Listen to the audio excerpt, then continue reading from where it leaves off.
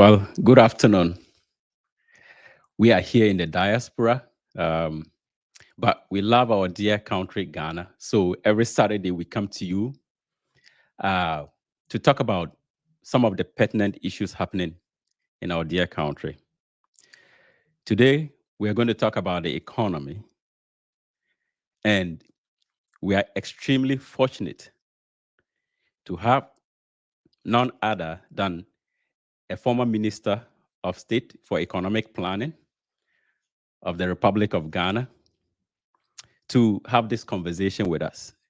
The title of the show today is Ghana at the Brink. How can we resuscitate the economy? So help me welcome the 17th Minister for Finance and Economic Planning of the Republic of Ghana, Mr. Seth Terkper. We call him affectionately Uncle Seth. We are extremely honored and lucky to have you here today. So you're welcome. Thank you very much, and good afternoon to your hosts and to your colleagues in the studio. All right. It's a privilege to be with you. I do a few diaspora shows, but this is the first one, which I'm doing with you, and I hope that your audience, enjoy the show. All right, thank you. So, I think the last time we met was at MIT. You were Yes. invited, yeah, as a guest speaker by the African students in the business school.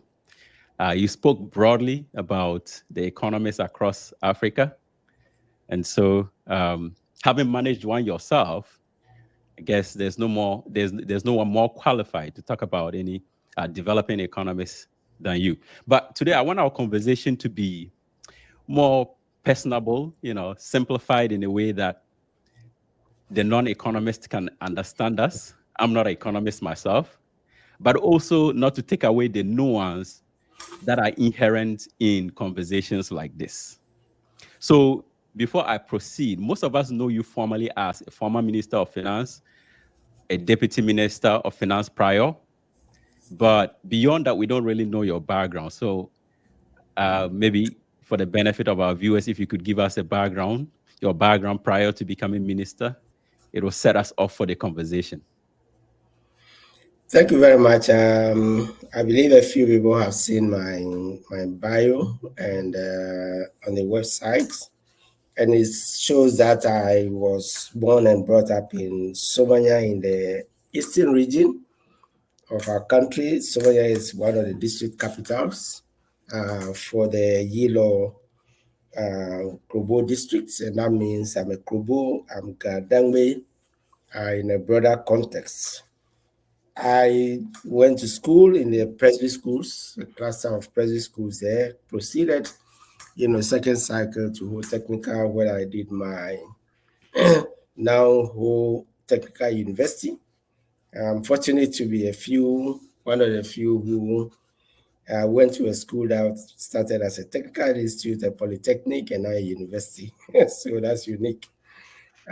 From there, I proceeded to Accra Polytechnic and then went to the University of Cape Coast, where I read the Bachelor of Commerce, and that began my accounting career. So mixed with some economics, but I'm not also a full economist. I'm a finance person.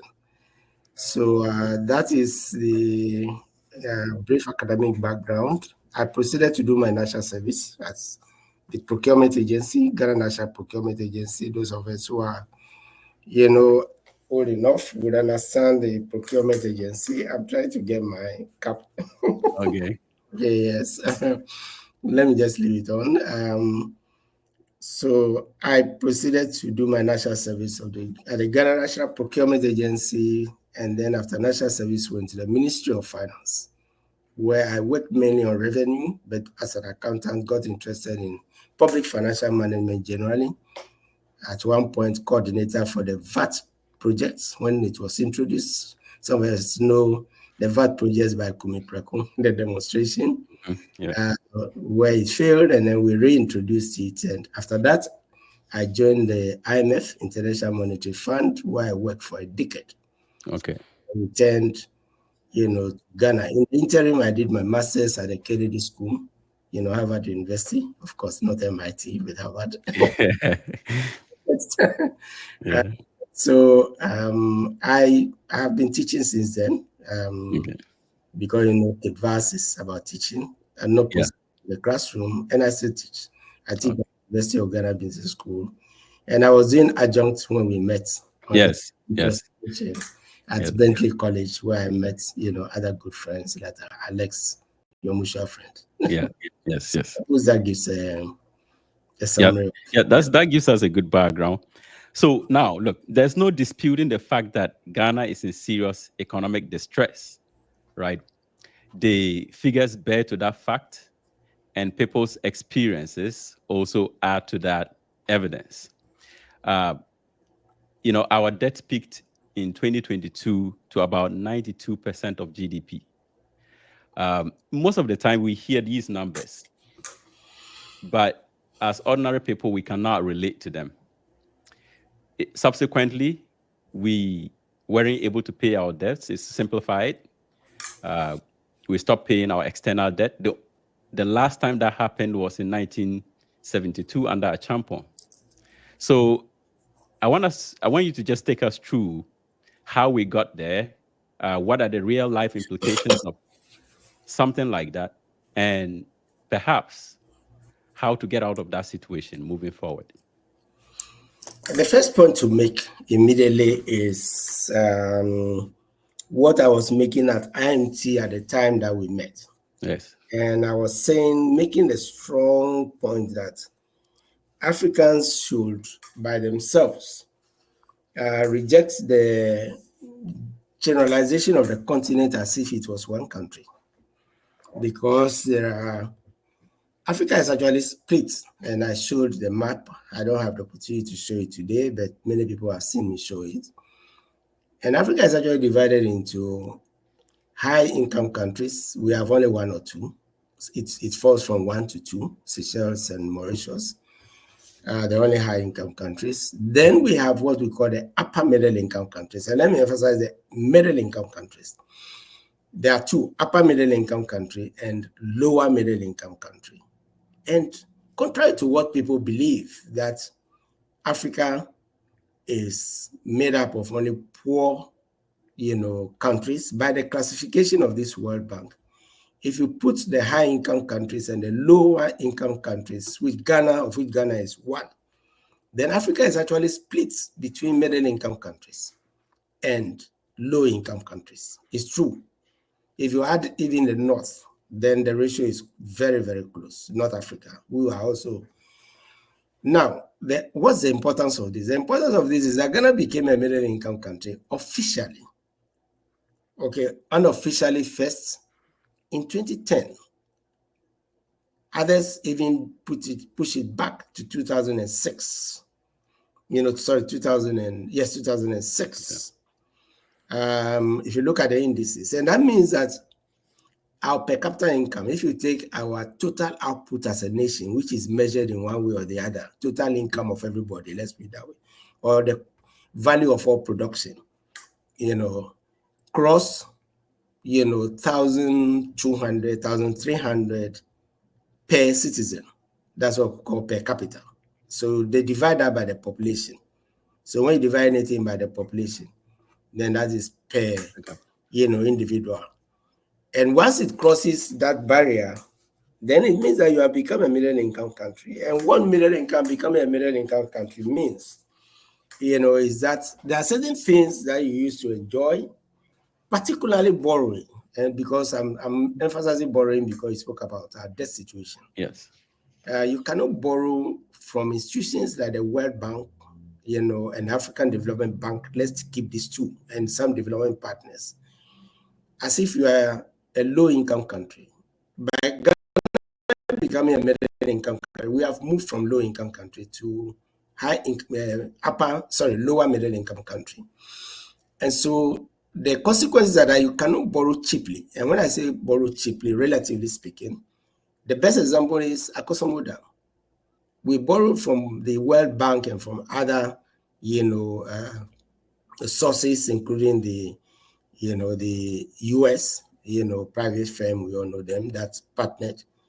But the World Bank loan that we took was for 40 years. We did not pay interest. What we're paying was service fees. I hope you're getting the context. Okay. This is the cheapest of loans you can get to develop big projects like the Kosomo Dam, the harbor, and the other things that were built in the First Republic. I don't want to go all over them.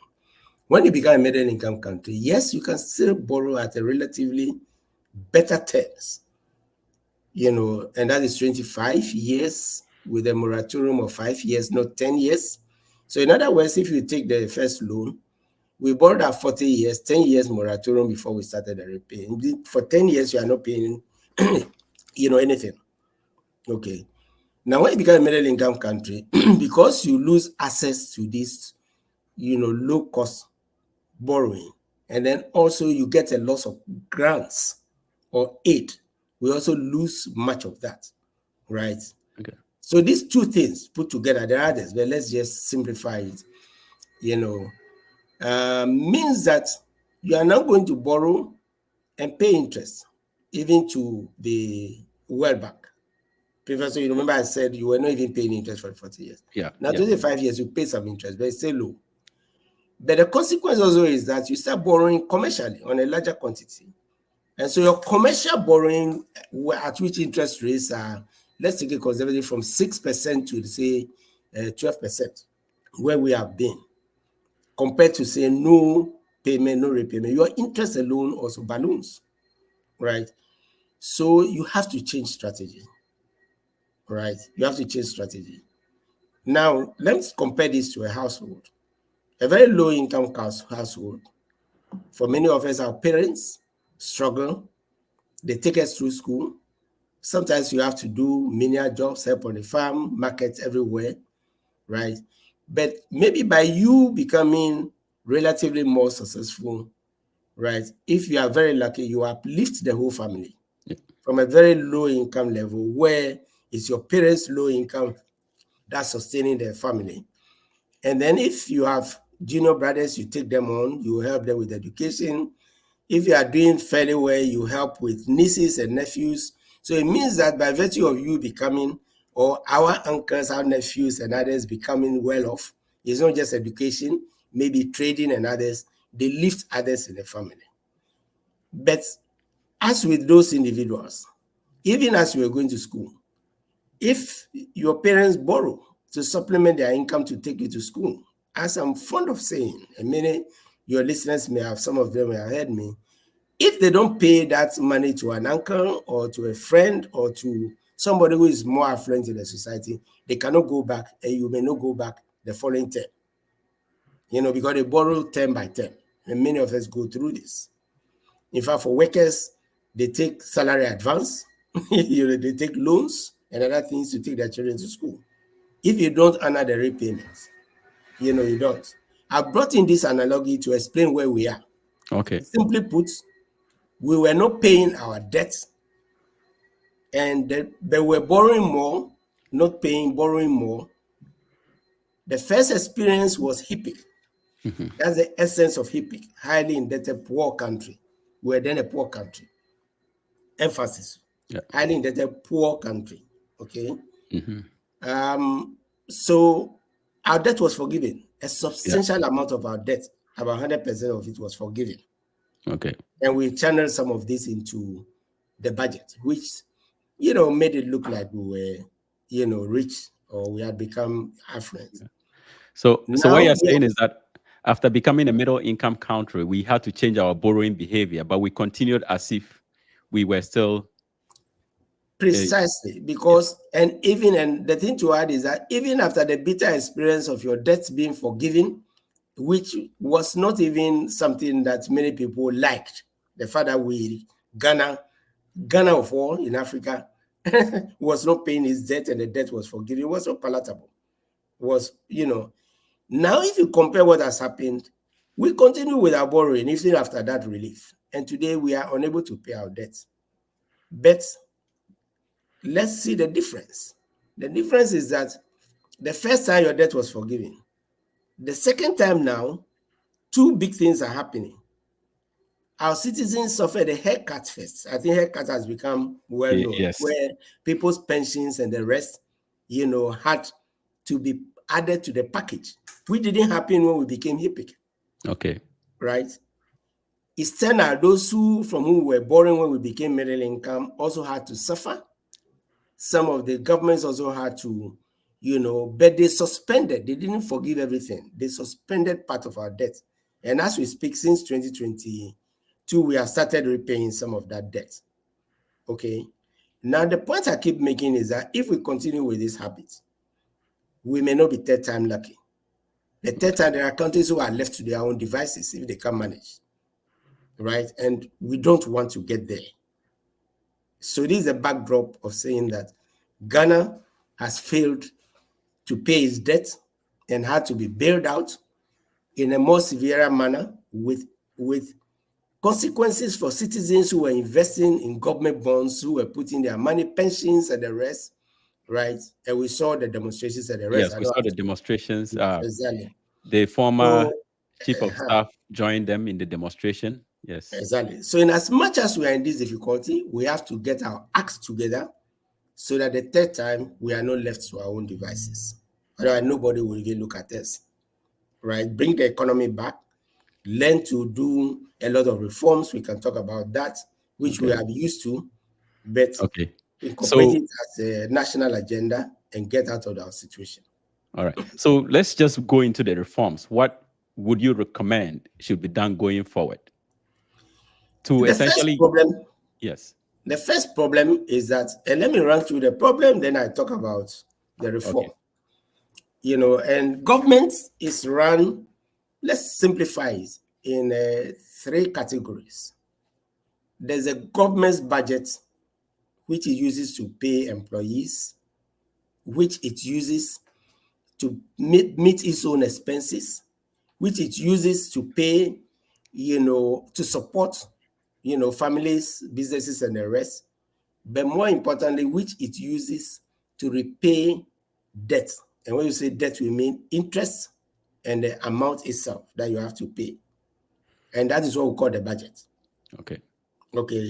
So we have to manage the budget well, which you can equate to a household that is daddy's salary plus mommy's trading income, and the rest, the profit on it, not the principal amount, which they use to run a household. If you don't run these 2 things well, right, whether it's a taxi driver, whether it's, a market woman, whether it's a businessman, whether it's, if you don't run it well, there's a budget every month from these incomes on which you have the expenditure. So that's the first part. The second part is what Bank of Ghana does. Bank of Ghana is the banker for government. And when government collects taxes and the rest, it gives the money to Bank of Ghana where it is kept. Banks and others also send some money to Bank of Ghana where it is kept. And when we export, we earn forex because we also import. It is also kept by Bank of Ghana that it is used to support the imports. If Bank of Ghana, or to be frank, because Bank of Ghana is a government's bank and supervises even government's accounts in other commercial banks, if the government does not run the budget efficiently, Bank of Ghana will be forced to go into the reserves for government. And if we are not careful, the reserves for banks and the reserves for other, because it's Bank of Ghana that leads in the issuing of bonds together with the stock exchange. That's borrowing. So if the budget is not run well, it will collapse Bank of Ghana, the central bank. Yes. And we know that. We know, we've heard things like printing money, which is not supporting anything. We've heard things like our reserves going down so much that at a point it was not even enough to support 1 month's import, where ideally it should be 3.5 months to 4 months of import. Okay, so did this government do something uniquely different in terms of its expenditure and basically running us into deficit that caused the problem? Because I guess you're attributing it to us getting into deficits. Yes, absolutely. But the third, right, is everybody else. As a government central bank, everybody else in society, households who keep their money, in the bank households, who puts the extra money because they want to take their children to school, they want to cater for their pension and the rest, who keep it in the bank, or they keep it, by lending to government and hoping to get the money back. You remember I was talking about the haircut and all that. That's a TESA, what we call the real sector of the economy. Businessmen who also put monies in these avenues and the rest, so you have households, business, and the third is the government itself. So when the government messes up, it messes up the individuals, like the haircuts and the rest. The government, so you see how the budget is very important. So now, to answer your question, the problems are, one, if you are not raising enough revenue, you cannot meet your expenditure. It's just like a household. I want us to relate all this to a household, because the three groups I've mentioned, they behave the same way. Government, households, and businesses, and they behave the same way.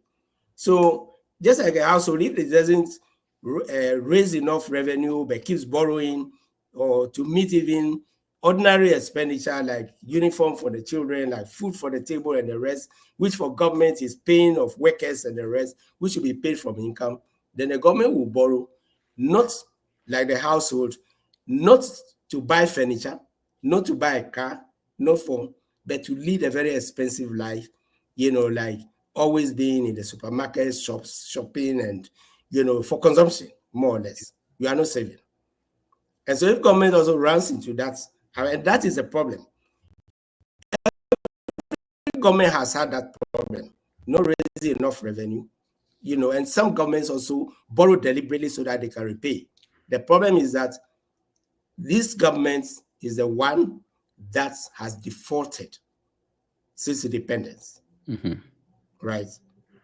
HIPIC involves some default, but this one is total inability to pay the debt. And you mentioned that we couldn't pay our foreign debt. It's not just a foreign debt.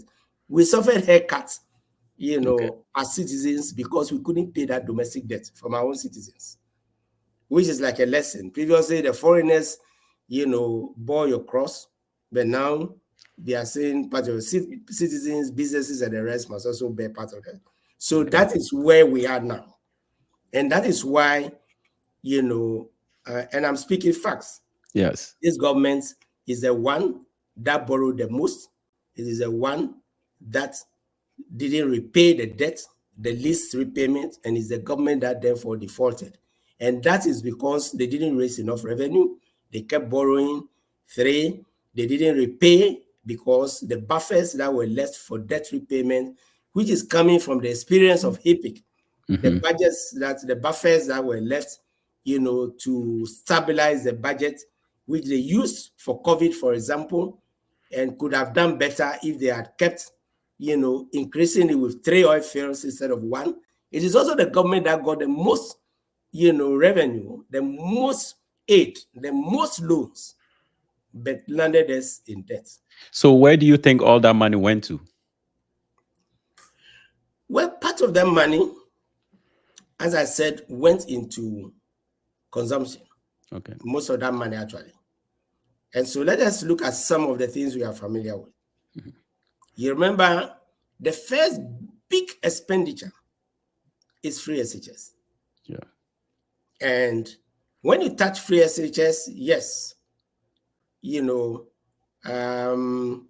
some people in governments come in and launch an attack, quite easily, right? That you don't want poor people to also get secondary education. That is the point.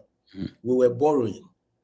Remember, I said that there are certain expenditure which government should finance from its recurrent expenditure. It includes compensation, for teachers, for nurses, for doctors, for people in the offices, anybody who works for government, right? Including some of the agencies like universities and the rest who don't raise enough money, right? Yeah. All of these things are to be met in principle from the money that GRA brings in. GRA, the money that, ministries, departments, and others collect, like, if you go and do inspection for a vehicle, you go and some papers are processed for you at Lands Commission and the rest, all those payments come in as non-tax revenue, right? So all this first category of expenditure is supposed to be met from these revenues. because certain programs are so ambitious, right? And I cite the more recent one. Yeah. You are not able to meet them from this current expenditure. Okay. Revenue. So you Yes. have to borrow to complement it. And if that borrowing, is also there isn't enough money to pay down the debt, the interest, and then in actual fact, what you are doing is that you are creating two problems. You are not able, you are borrowing to meet certain expenditure which you should be paying from revenue, right? You are borrowing to meet those expenditure, but remember the interest, let alone the the capital element, the principal, what we call the main loan itself, Yes. not the interest, right? It's not being covered. Now, interest, which is part of what we call the expenditure that you must meet from GRA revenue, let's use GRA to symbolize for everybody that brings in revenue. It's also not being covered when you add it to wages. You remember we had that debate that we're using for our tax revenue to pay only interest and wages. And that is something which you flag. It means that some government expenditures are not being met, like school feeding, wages and salaries in arrears and the rest, right? So if you continue borrowing and you don't set up a means for repayment, then it means that you are heading towards a place where you default. And that's exactly what happened. Okay. And we should have, reverse Yeah. course. Yeah. So, for instance, the free SHS, there was a recent survey by Afrobarometer, and it ranked as one of the highest policies that most Ghanaians say should be kept if a new administration comes into power in the future. But the same survey also said that about 80% of Ghanaians think that this current government has performed abysmally.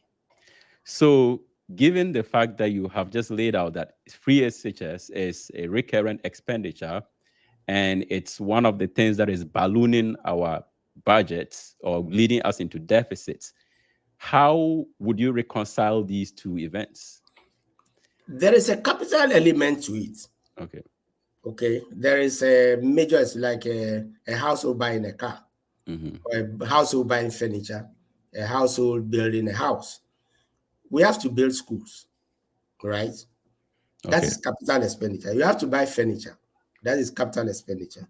So I'm talking about the consumption by students, the salary for teachers and workers and the rest.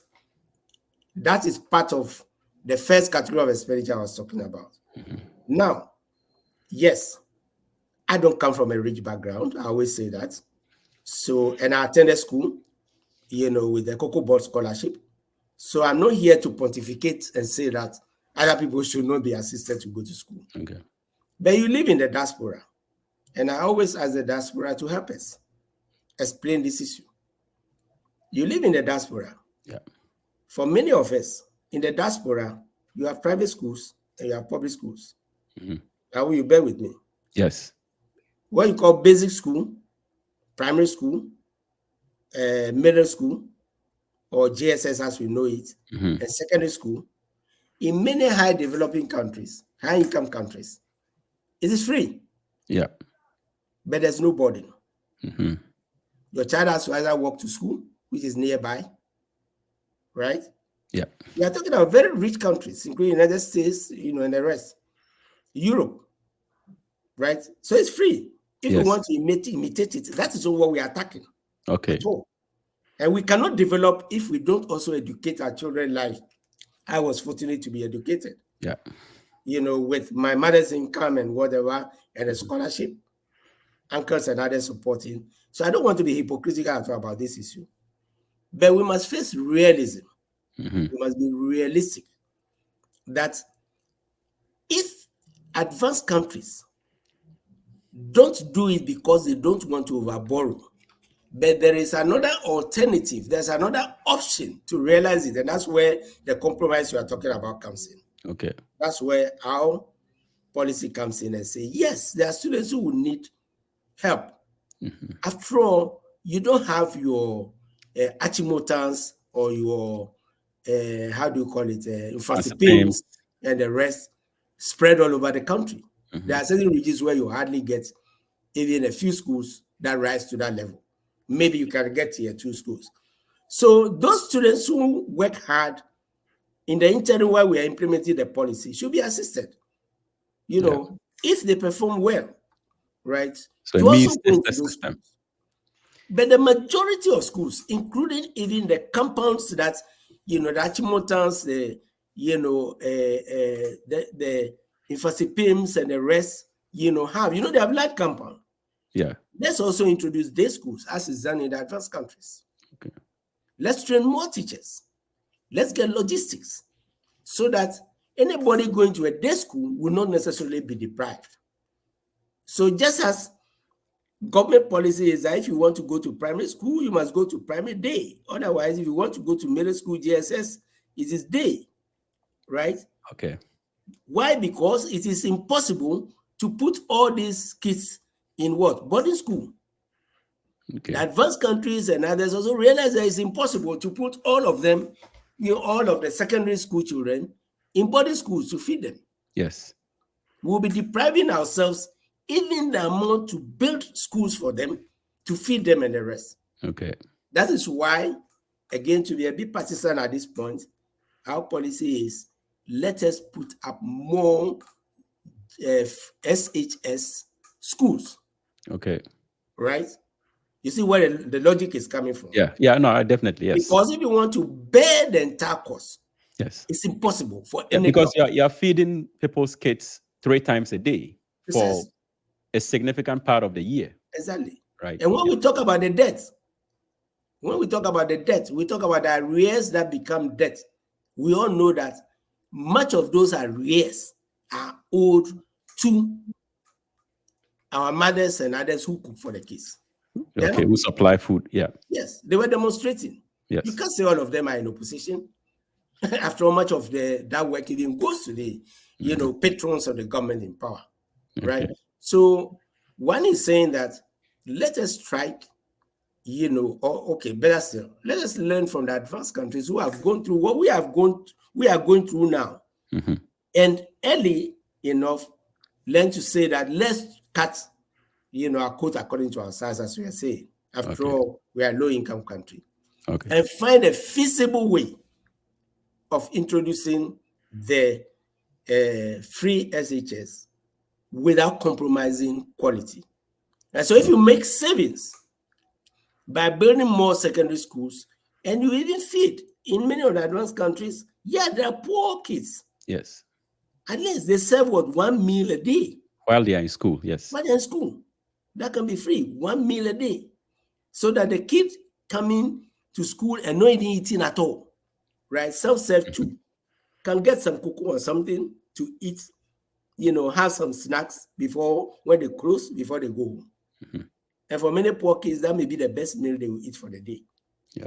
Or even the only meals. So I'm saying there are examples. Yes. And that's why I mentioned the diaspora, because I live in the diaspora. Yeah. And my kids also went through. So I don't want to be hypocritical. And that is it. Yeah. In fact, we lived in 2 mile radius of the school.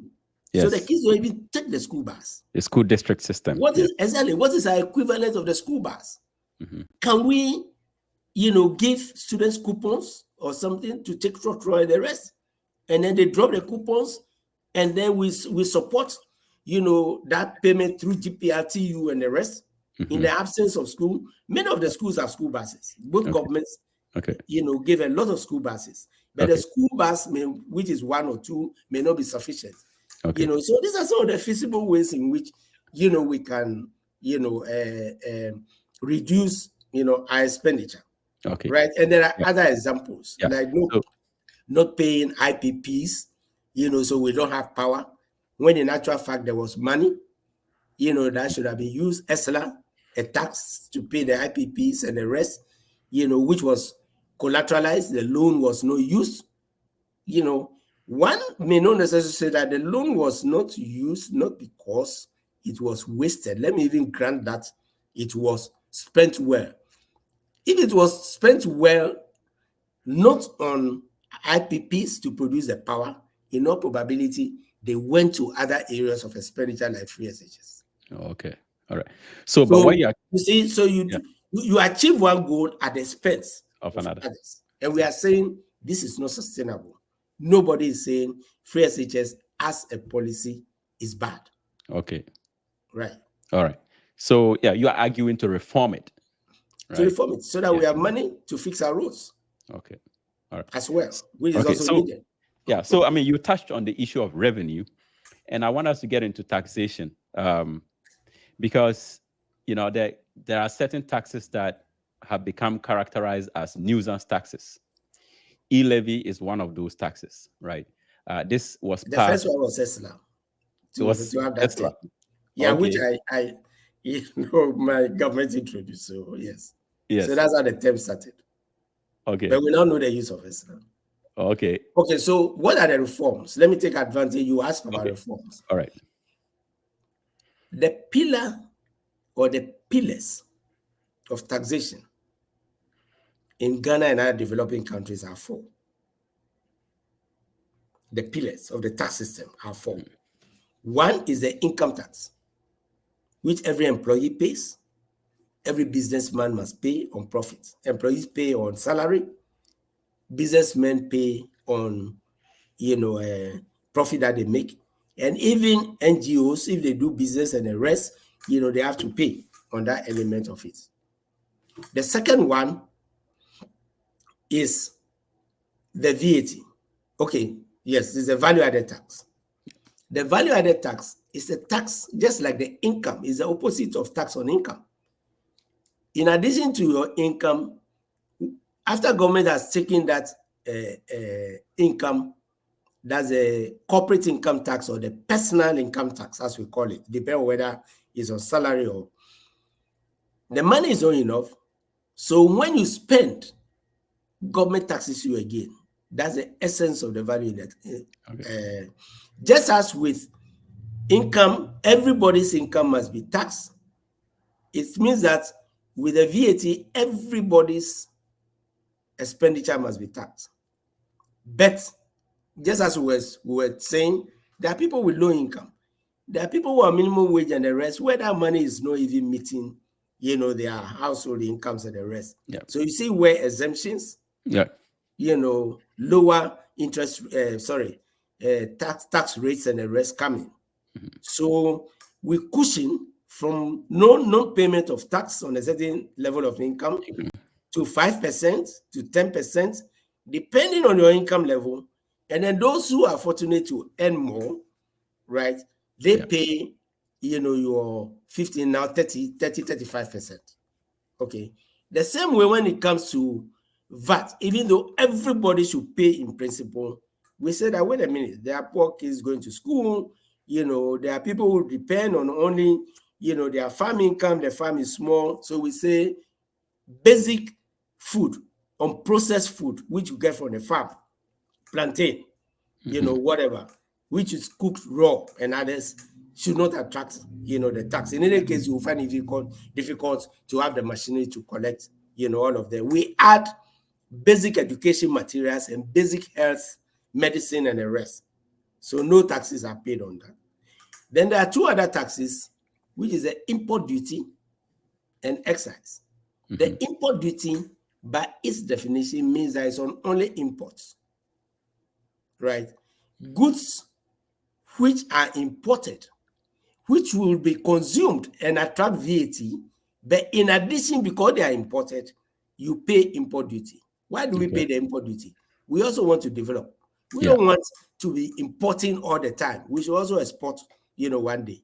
So once we develop our industries to be able to import, we impose the import. So let me give an example. If we start manufacturing mobile phones, which I am holding here, right, in Ghana, we may decide that all imports, and it's creating jobs for us. We may decide that all imports of mobile phones will attract the VAT, but it will attract import duty. The one that is produced locally will attract, the VAT, but by definition, it won't attract import duty because it's not imported. And that's how we protect our local industries so that it can also grow, right? Then the last one is excise. We are saying that there's behavior which is injurious to society and to others. And the 3 main ones are petroleum, the environment, right? Petroleum, alcohol, right, and Yes. tobacco, Okay. right? So those on health grounds are called sin taxes, punitive taxes. Mm-hmm. Okay, so if you don't drink, you don't pay. But it used to be that, oh, even minerals was, but now we know that sugar is also injurious. So, if it's too sugary, depending on the content, you may have to pay, right? And that is, so those are the four. Why do I emphasize these four? Yeah. It is the essence of the structural adjustment program that we removed all the taxes that resembled these four, Okay. but which were just distorting the tax regime, encouraging evasion and avoidance. So about 18 taxes were actually eliminated when the VAT was introduced. Today, Okay. we are reintroducing them. Okay. And as a result of which, the VAT is not performing well. Okay. So one, we need to rationalize the tax regime again, give them their due purpose. And as you mentioned, some of the nuisance taxes have to go away. It Okay. doesn't mean that all nuisance taxes are bad. There are nuisance taxes where when you are in trouble, like the stabilization fund, which we try to do to replace them. When you're in trouble, excuse me, and you are doing austerity, whether it's IMF induced or induced by yourself, you impose those taxes temporarily, but you take them off after the austerity program. Okay. Right. So I These are recall. the four. Okay. So when we say we have to phase out, we are not removing them at once, but we have to phase out, right? These taxes, because they have become a nuisance. They have distorted the tax regime and they are not bringing revenue. Okay. If all the levies that we have, if you add them together, they are not up to 4% of total revenue. Okay. So your argument is from that, this, so your argument is that if we restructure the revenue system, we can get rid of these nuisance taxes like e-levy, yes, the bed exactly. tax, COVID tax. Because they become easy to administer. Okay. And then they become straightforward. Can you imagine at the port, paying 13 taxes, even more? No, I mean, In I remember comparison to, yes. the former President Rawlings, there was a video of him with, I think it was a bill of lading of an imported car. And he named up to about 22 taxes on that imported That's car. President Mahama. There's one which, there's another one actually, which Jerry also, was using. His Excellency Rawlings was also using to show the essence of the economic recovery program. Yes, but I meant President Mahama. Yeah, it's fairly recent. Yes. And that is what we are saying. And remember, President Mahama was in the PNEC. Okay. As a deputy minister. Okay. As I was a public servant on the revenue side. Professor Mills. Yeah. You remember he also started many of the reforms. The creation of, he was IRS commissioner. Yeah. First chairman of the board commissioner, of IRS. And at a point, vice president in terms of the economic management team, and went through all this. And that's why when he came the second time, we started the GRA reforms. But another important element before we move on, I know we may move on to other things, is, automation. Okay. Today, by automating, just as we have done with the customs, everything of yours, once you come through the entry, even if you evade, the bill of lading will show and everything, right? Can be downloaded into the domestic automated system. So when we did West Blue single window, as you call them, which today is ICOMS, all that data that is being held, the imports you are bringing in and everything, imagine if all of them were sent to your local tax office. Because mind you, the goods you brought of which you pay the import duty or the VAT or the excise duty is the one you are going to declare for income tax. Okay. So if GRA has that information, from the domestic tax division, get it from its sister division, the customs, immediately they have information on you, and when you file and you cheat, they know. Okay. They don't now have to come and lock your business units and the rest. And because you have also made it easier for businesses to comply, they will comply. And they know that they are being monitored. So one of the top priorities of the Mahama administration is to finish the automation that was stopped 8 years ago, even including the tender, right? Which is a domestic, we call it ITAS, and it's an IMF program. It's our program. So when people ask, are you going to continue the IMF program? That's yes, because many of the reforms, including GIFMIS to to control expenditure, just like the tax were stopped. I mean, elements of it or transactions are being taken around it. These are the reforms which would also help tax collection. Okay. So, but it's often argued that compared to our peers, we have a low GDP to tax ratio, essentially saying that our tax regime is not spread out enough. It's not covering enough people or enough businesses. And that accounts for the shortfall in revenues as well. I don't know if it's something that you have thought about, and maybe perhaps. Yeah, it's something which I know as one of my areas is actually taxation. And as I said, I was a coordinator for the VAT, so I know it as a profession.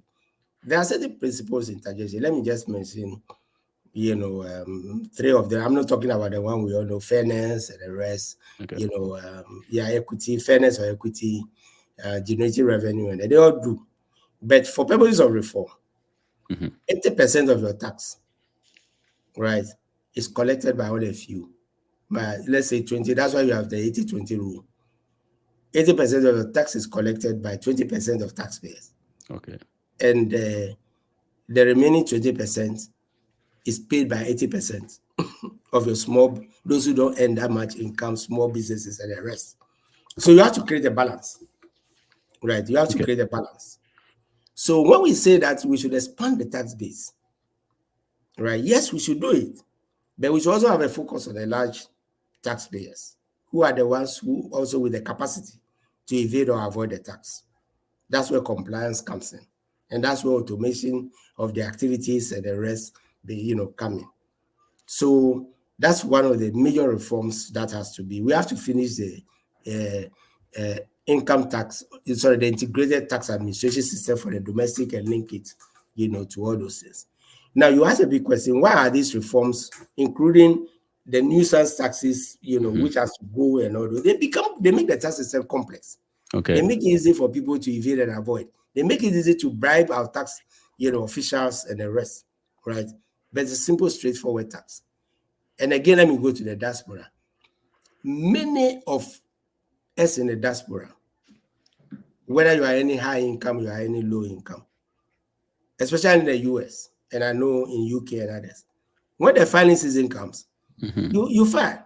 And sometimes the reason you file is because they've taken withholding from your salaries, as we do here and everything. Yeah. Your part-time job and whatever, they take all that withholding. You only keep the receipts, you give it to your tax advisor, or if you are literate enough, you just, now it's electronic, you do the one pager, and then you get your refund. And many people that when they file, they will get a refund.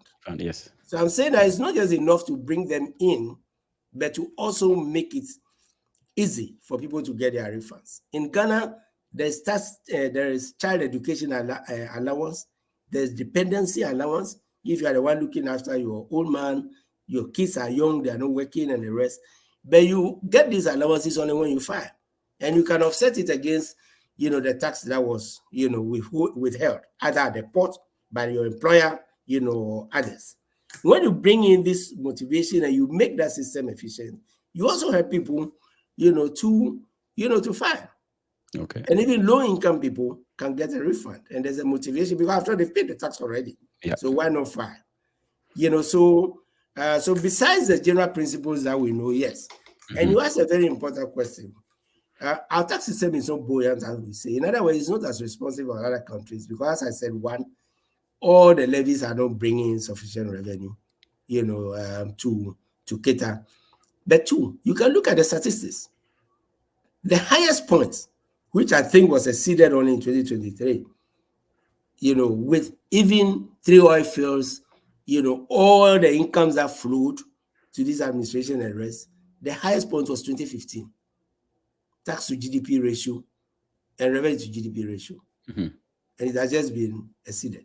That tells you that the period of reforms from the Mills administration, merging IRS, and the VAT service, creating GRA, giving it autonomy, so that not even the minister can tell the Commissioner General how to do their work. When it comes to operations, you can change the policy, you can change the law, but they have to give you what it takes to do all those things. Those are at a high level. But when it comes to operations, collection, and the rest, they're given autonomy.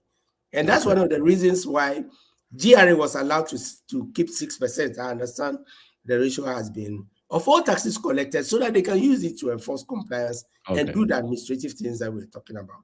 So I think we can follow the example of advanced countries.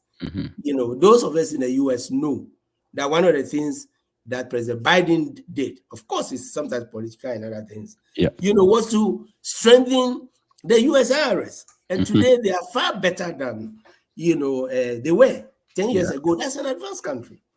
And they were being strengthened. And what they were being strengthened would have been our envy even if we had that. But today they are using AI, they are using all of those things too. And so we must emulate. And that's why automation comes in. Okay. So if I'm hearing you well, you're saying that a major policy area of a future NDC government would be significant tax reforms. Not just tax, because people say that I talk too much tax. Anyway, clarify that. But we must also cut our expenditure. We spoke about, free SHS, we spoke about other expenditure. That's why Mahama is saying that when he comes, he's going to have a national conference and a consensus. Just as we did with Senche and we did with Takrade and all those fora that he held, to get views from experts, views from labor, views from the community, everybody, so that we have a way forward. So that was that. So we need to trim our expenditure as well, because the difference between borrowing and expenditure, and let's debate the things that are increasing the expenditure. Today, free SHS, we all know. I have about 3 or 4 nephews in school, and sometimes the fee you pay is even higher than when we didn't have free SHS, right? Because you didn't have to send them money for food, or you package food, in VIP and send it to them, those who are in big towns and the rest. Now, then when we do that, then we must also tackle arrears, so that that I'm not talking only, because our arrears, we don't even monitor them well. A contract is awarded, it's not finished, the budget is read, then the ministry takes it that, I have new money, then they award more contracts. Instead of using that new money to finish the old contracts. That is the pipeline that President Mahama was saying. That there are so many unfinished roads, so many unfinished schools, so many unfinished hospitals, so many unfinished. You can go through big projects and small projects. So he's saying that it doesn't matter who started it. Of course, it will be scrutinized. But the arrears must also be managed well. And what happens is that when you collect your revenue, and I'm going through to show that what we want to do is comprehensive. When you collect your revenue, you deduct your expenditure. You see, that's why you must pay attention to both, because the difference is your budget deficit. And then you add arrears, and it increases the budget deficit, right? And the 2 is what you finance. The 2 is what your income was not sufficient, and therefore, you must go and borrow. Then you have to look at, am I borrowing more than I am repaying? Yes, that was our problem. And that explains, the popular expression, the sinking fund, which is in the Constitution. And we are saying we cannot be borrowing. Let me illustrate quickly. If you have a loan of 100 cedis to pay, right? And then you borrow 4, right? Or let's say you borrow 10, and you repaid only 5 of the old debts. Your net increase is what? 5. The 100 doesn't go down, it goes up by 5. If you reverse it, right, then it means that you have overpaid by 5, and therefore your 100 goes down to 95. Right? So the rate at which we pay our debt is also very important. So I want to show that I'm not just preoccupied with tax and increasing taxes or whatever, no. But we must go through the whole, what we call the fiscal framework. Revenue, expenditure, arrears, debt, and then borrowing. Debt, borrowing, and then the new increase, which is the deficit. So we are going to look at this whole thing, and then we must have a strategy for going to the market. And that's using, you must also stabilize, one last reform before we move on the fiscal side.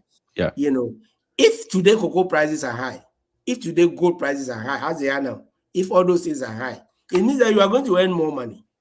But remember, you don't control the consumption of chocolate. You Okay. don't even control the highest reserves in gold bars, and the rest are held by the US and other economies, right? The use of gold and all for whatever purpose. So you don't control the consumption end. And so the prices may be up because there's a shortage. When there is, a decline, then you put some of the money, the time to prepare for crisis, just as we were doing with global financial crisis and then COVID. If we are continuing with COVID, it's not when the crisis is upon you. Okay. Right? You go and borrow. If your child is sick and you don't have savings, you go and borrow. You can't say you don't have money. Yeah. That's why a child is innocent. Right? That's why when you get a bonus or something, you have to put part aside, so that when times strike and they are tough, then you. So in other words, you see from what I'm saying that we should not be borrowing for consumption excessively. Some type of necessity, you have to do it. Yeah. If we are doing well, we must put money aside and not continue to be borrowing for everything. So that is the fiscal reforms that we want to introduce. And you guys had the sinking fund, I mean, for all that stuff. Yes, we have to bring it back. Yeah, okay.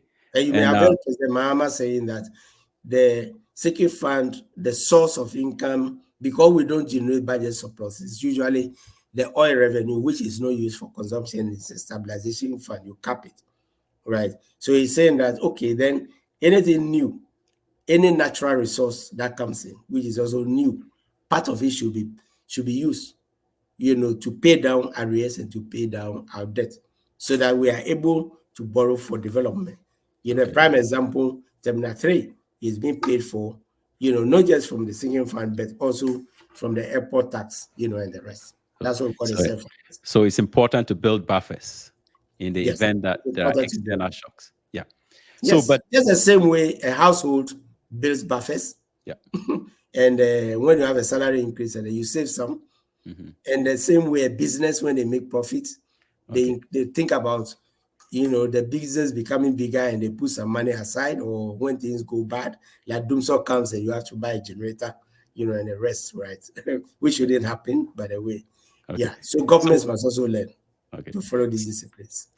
So I want us to move into exchange rate, but quickly, how about the Russia-Ukraine war COVID argument that has been put forward by this government as responsible for our current economic situation? Let me quote the IMF. The IMF has settled the issue, and it says that it is in the documents, which the current document for the IMF program, it is telling, it says that there were pre-existing conditions, and that we should blame everything on COVID, and that before COVID in 2000, we had challenges already, which some of us were saying have been saying for a very long time. Okay, all right. So we must just admit that we didn't, it wasn't COVID. In any event, as I've been saying, we got about $6 billion, including the Bank of Ghana financing and the rest for COVID.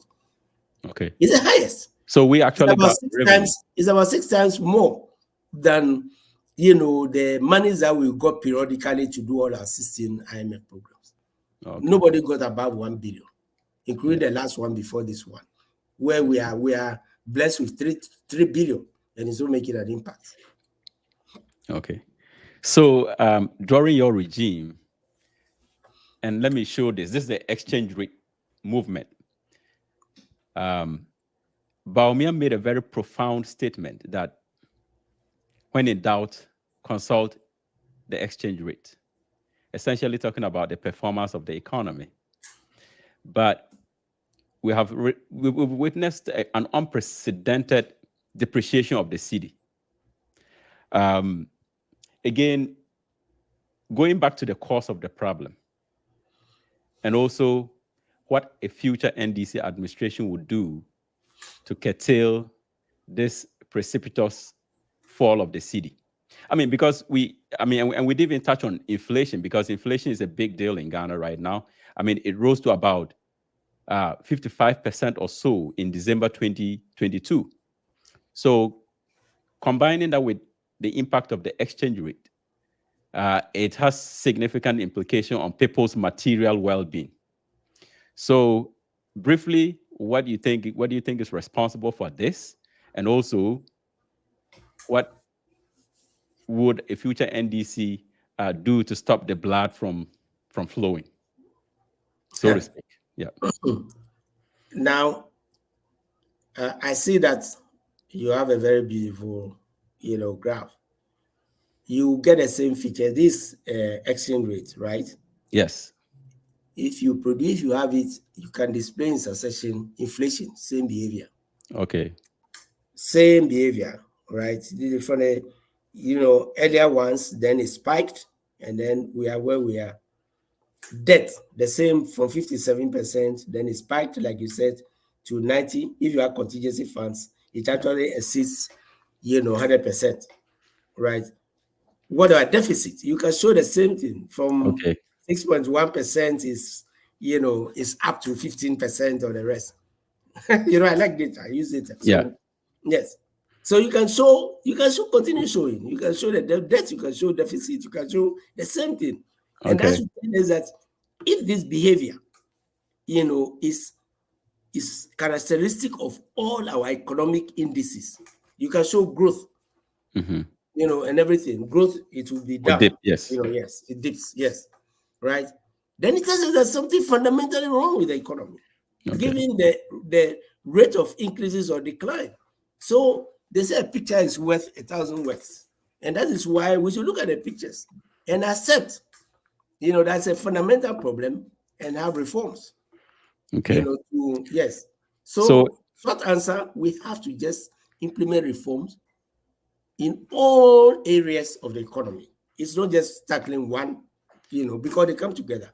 Now, okay. on the exchange rate, you know, the exchange rate is the price for, at which you change the dollar into CD and CD into dollar, vice versa. That's why you have the buying rate, right, and the selling rate. If you go to if you are selling, if you are holding dollars, you go and change it to CDs. There's a rate.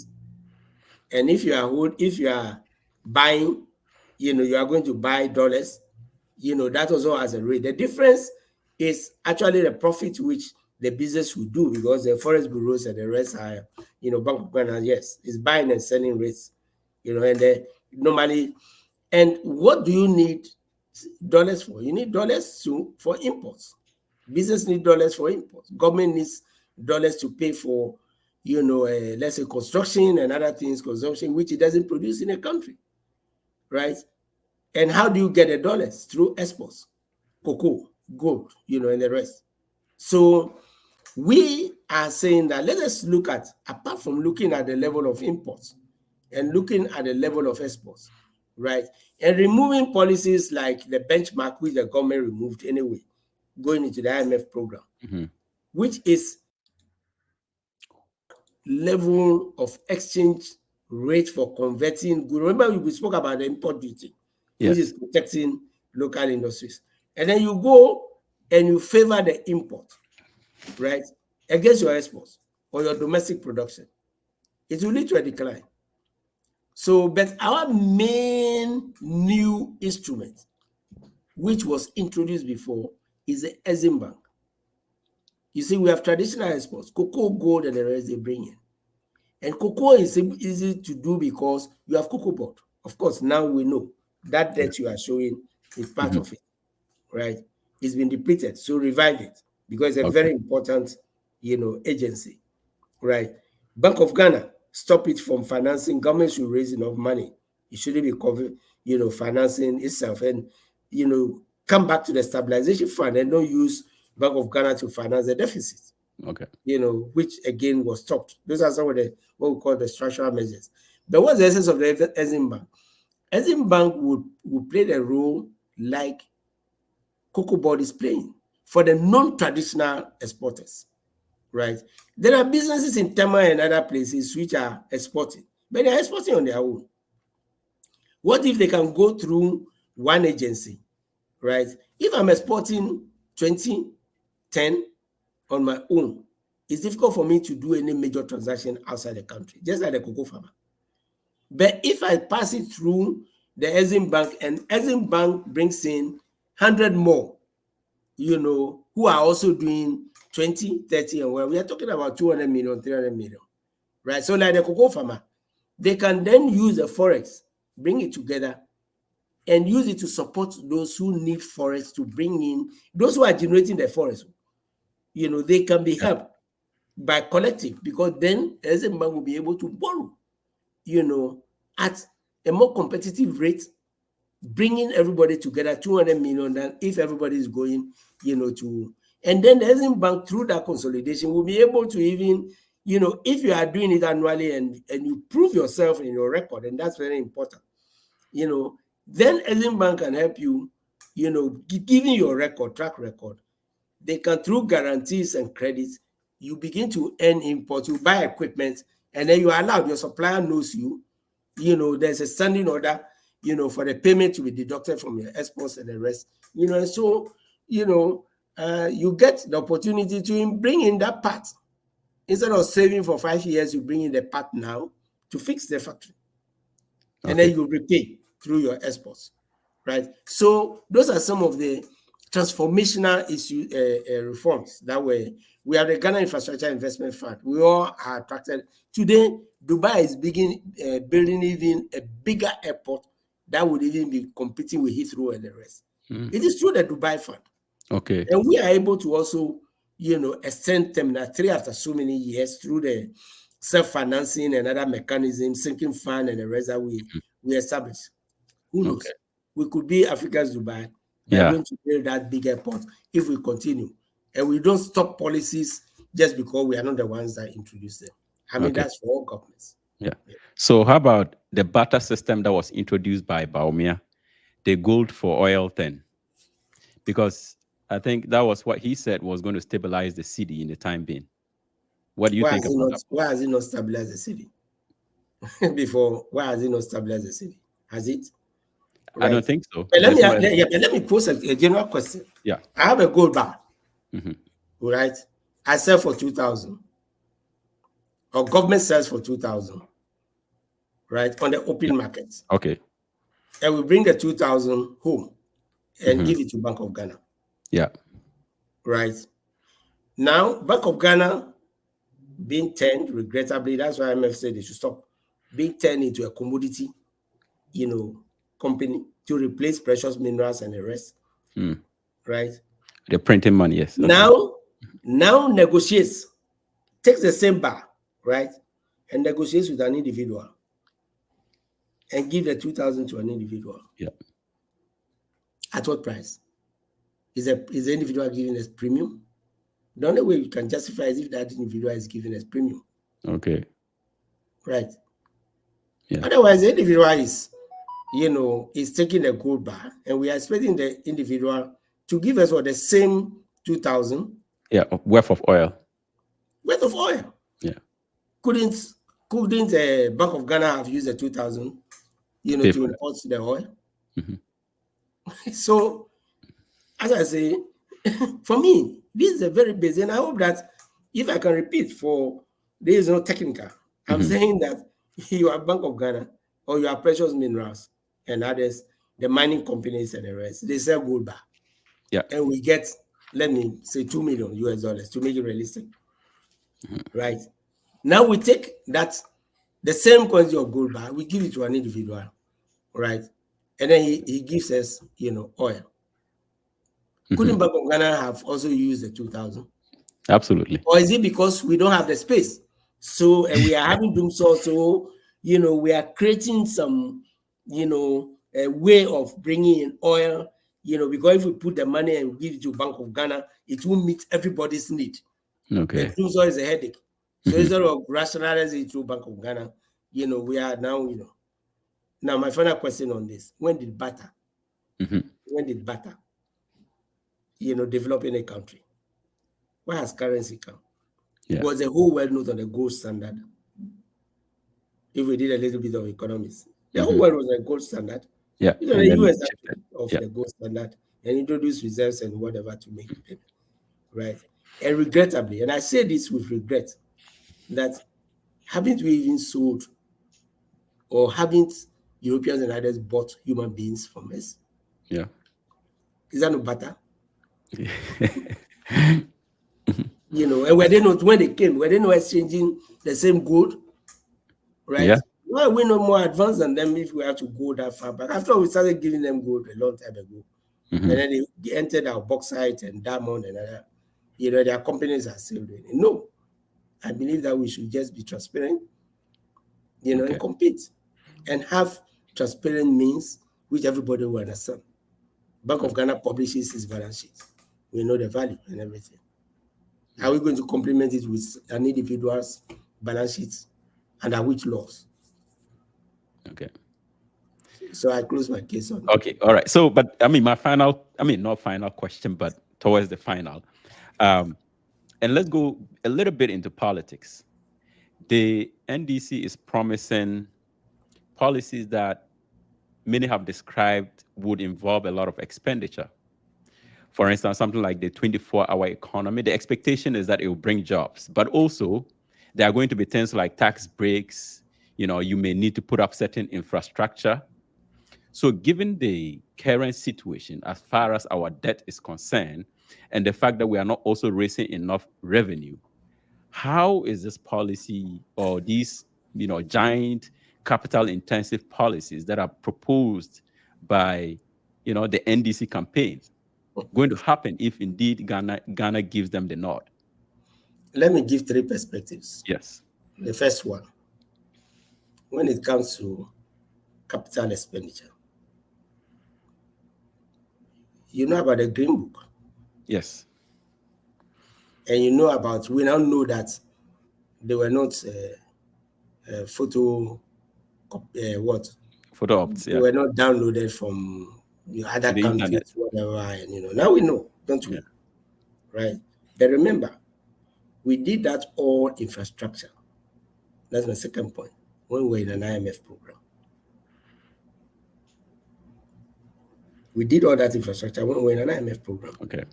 It reached its peak 2015, 2016. And if crude oil prices had not, fallen, we could have accomplished many of those. Maybe one election would have been for the distortion. Right?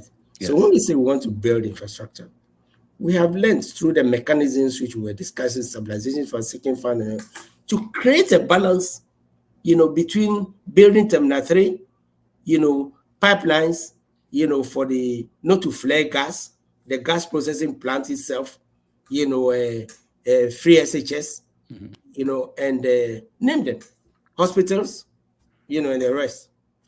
And yet still, our debt was 56%. I've heard it said that, the NPP says that they've done more infrastructure than us. Well, apart from doubting that in itself, we were measured. We created infrastructure, and I don't think even if they did this more than, without taking the country into debt. That's a qualitative difference. Yeah. You can create infrastructure and take the country into debt. Or you can have a strategy that balances, other issues, other risks that you face with borrowing, and still have a healthy 57% debt. Have, a deficit of 6.1. Forget it wasn't 8.3 or 10.3. Yeah. 6.1, you can go to His Excellency Sona. I don't mean President Mahama. I mean the His Excellency, Nada. So the point I'm making is that we have some experience. Okay. Which worked. Yeah. And I don't think we're going to throw them away. And especially now that the public has seen some of them, we'll do more education on them. The distortions were there. You show the graph and all that. And by the way, if I may just go back a little bit to that exchange rate, right? Yes. Exchange rate factor. I remember it was low. It was low because earlier, around 2004, 2006. Yeah. So the graph, the graph because of the redenomination. Yes. Okay. It wasn't because of any effort. Ours was a matter of effort. Yeah. From the redenomination that made it, the value is the same. 101. Yes. We cut four zeros to achieve that. Right. Today, before they can achieve what we did, they have to cut more zeros. Yeah. Right. And so my answer is yes. And we do have, promises. We are not saying the implementation will be easy. Just as when we had those ambitious self-financing projects and the rest. Remember, we were doing Doomso, right? We were trying to cure Doomso. We're trying to cure, how do you call it? The load shedding. Many of those big, issues, right? So it's a question of balance, and we are not saying we are going to achieve all of those goals in 1 year. Okay. Because initially we have to stabilize the economy and begin to see how we can implement this. My further point on that is when we say 24-hour economy, right, it's about efficiency. But it will be based in sectors. Let me give you 2 examples, right? Yeah. Nurses, doctors, and today even education, evening schools and whatever. Can we have a transportation system, that works to make this more efficient, to be more productive, right? So it's sector-based. And people say that, we are doing the 24-hour economy. Yes, but how efficiently it is. It's not just about doing something new and showing that this is new. No, we'll do new things and the rest. Many shops and others close because alleys and street lights and things are off. They can be extended as they were in the past and go beyond. If you can take the money, including the extra money that's for street lighting, and then wind the DSCF and the rest and improve, the lighting conditions in the country so people can move freely, right? And get the police patrol to be doing, make police patrol safety even more efficient. Do 24 hours, great 24-hour economy. I have a checkpoint going to my house, next in a given location where, almost every evening, I meet a policeman. Okay.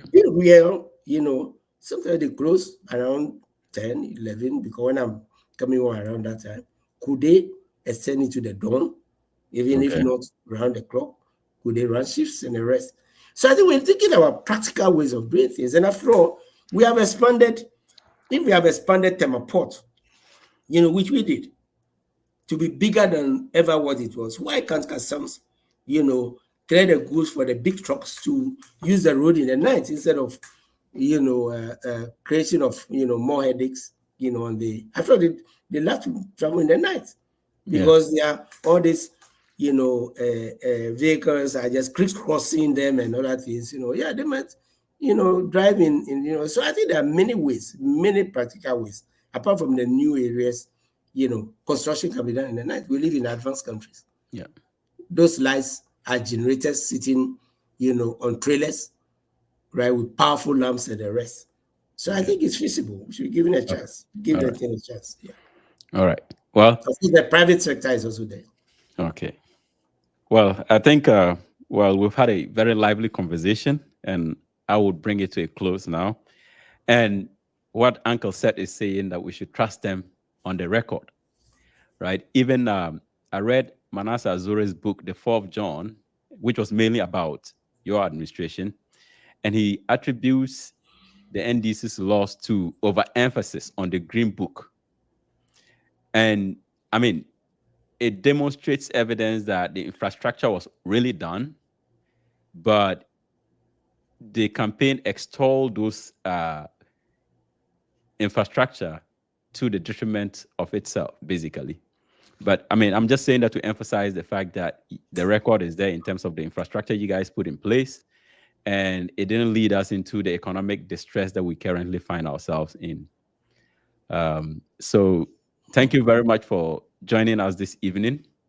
We're really honored to have you, and I will hope to have you here again next time, probably in another capacity. Yes, maybe to do a Q&A. I'm sure you have listeners who may want, to have some questions and the rest. Okay. Exactly. Because I go back to Q&A all the time. Okay. Yeah. So I mean, we've laid the foundation here. You've become a friend of the show. So yeah, next time we're going to bring you on purely to answer questions from the audience, basically. Yes. Thank you very much. All right. Thanks a lot, Uncle Seth. All of them I promise can be answered. All right. But we definitely, as far as our policies and the rest is concerned. Okay. All right. Thank you very much. And thanks so much for the good work. All right. Thank you. Bye. Thanks for Yeah. opportunity. All right. Bye. Bye.